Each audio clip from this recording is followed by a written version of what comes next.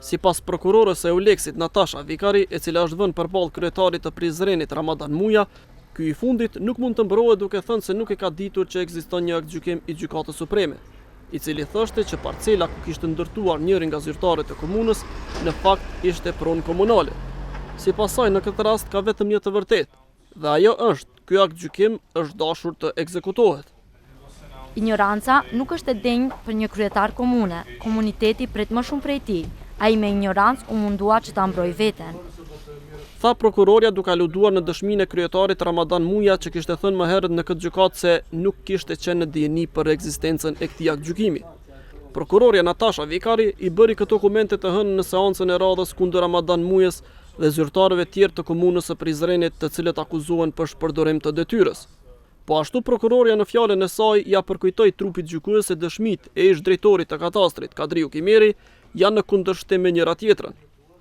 Ukimeri në prokurori kishte thënë se ka qenë në dijeni për aktgjykimin e Gjykatës Supreme dhe që në këtë parcel është duke ndërtuar një objekt afarist Minir Krasniqi, drejtori i administratës, por që sipas deklaratës së tij të atëhershme, kryetari Muja ka kërkuar që ta hesht për një kohë punën e aktgjykimit.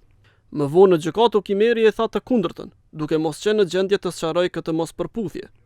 Për pikën 2 të aktakuzës akuzohen Ramadan Muja, Minir Krasniqi dhe Avnia Demaj për keqpërdorim të pozitës apo autoritetit zyrtar. Sipas prokurorës, më 24 nëntor 2010, Ramadan Muja, Minir Krasniqi dhe Avnia Demaj, po ashtu ish drejtori i katastrit me qëllim të përfitimit të pasurisë, duke shfrytzuar autoritetin e tyre i shkaktojnë dëm AKP-s duke dhënë tokën e kësaj agjencie për ndërtimin e objekteve shkollore private.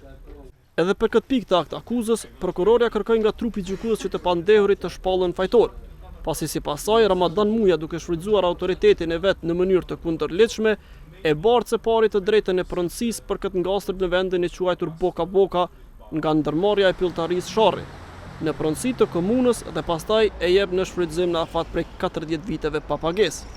Kryetari i komunës më herët gjatë gjykimit kishte arsyetuar vendimin e tij duke thënë se e ka bërë këtë në të mirë të përgjithshme.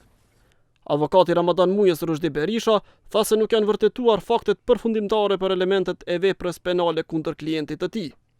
Ramadan Muja, Kadriu Kimeri e Minir Krasniqi akuzohen për shpërdorim detyre dhe të autorizimeve. Bashkë me ta, ngarkohen për të njëjtat akuza dhe Sadik Paqarizi, drejtor i Drejtorisë Urbanizmit dhe Planifikimit Hapësinor, dhe Abdullah Tejeci e Avni Adema që në periudha të ndryshme drejtuan drejtorinë për gjeodezi dhe katastër. Sipas avokatit mbrojtës, e gjithë aktakuza bazohet në supozime. Seanca e radhës është caktuar më datë 10, 11, 12, 13 dhe 14 shkurt, ku do të vazhdoj prokurorja me fjalën përfundimtare me pika tjera të aktakuzës.